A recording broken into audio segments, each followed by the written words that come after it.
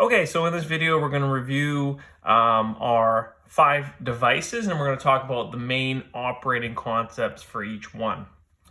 Okay, so the first one I introduced was the SUS, right?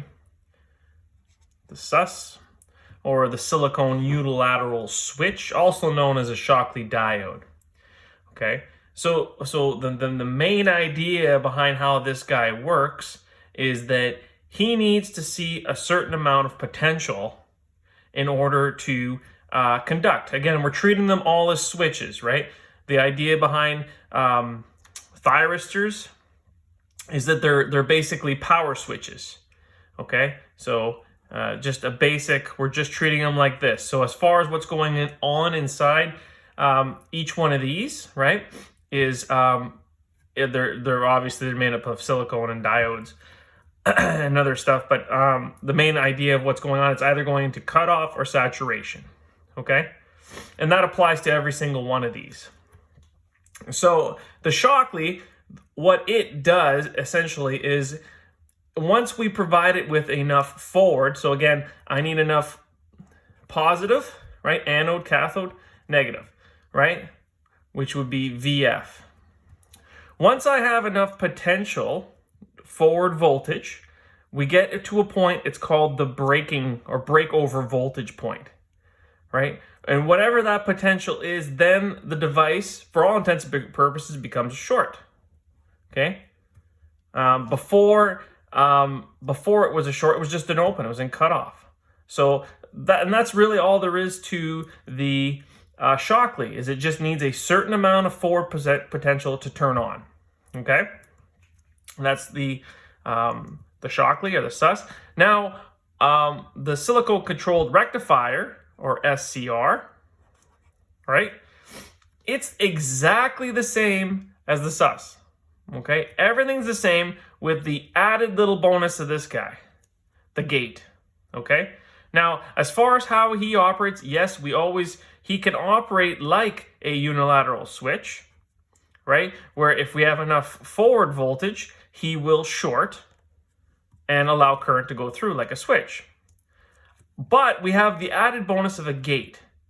If we provide enough positive potential here at the gate, and this will be called a trigger voltage, it will trigger. This can also trigger this guy to short. So he doesn't need to get to the forward voltage that the unilateral switch needed to get to. He could just have a positive potential on the gate of a certain potential, okay, that will also trigger him to work. That's the SCR, okay? The other one, diact. Here's another device, okay? So the third device is a diact, and he operates exactly the same way as the SUS does, with the exception that, notice he has 2 anodes. He can operate both positive and negative, or negative and positive, to a certain value. Generally, they'll be close to the same. So he can operate with a forward voltage, just like the SUS, where it reaches a certain potential and then he's allowed to short and current can flow through.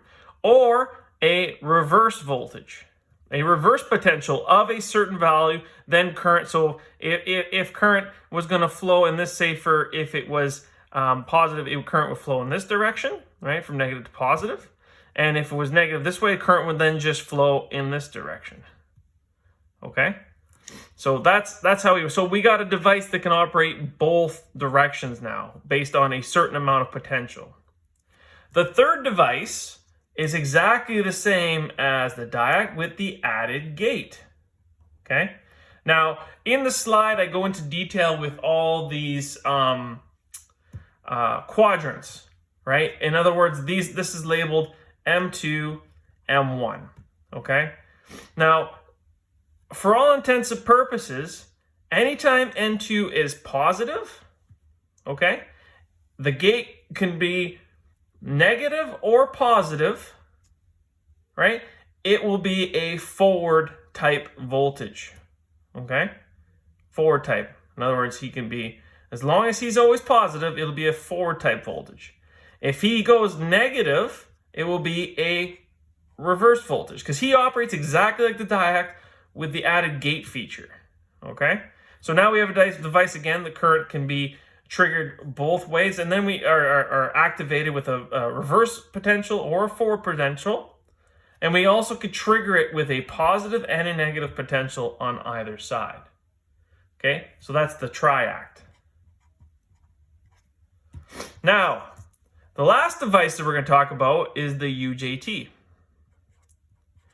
Now, for all intents and purposes, what happens here, notice that the schematic representation, we have a base and a base.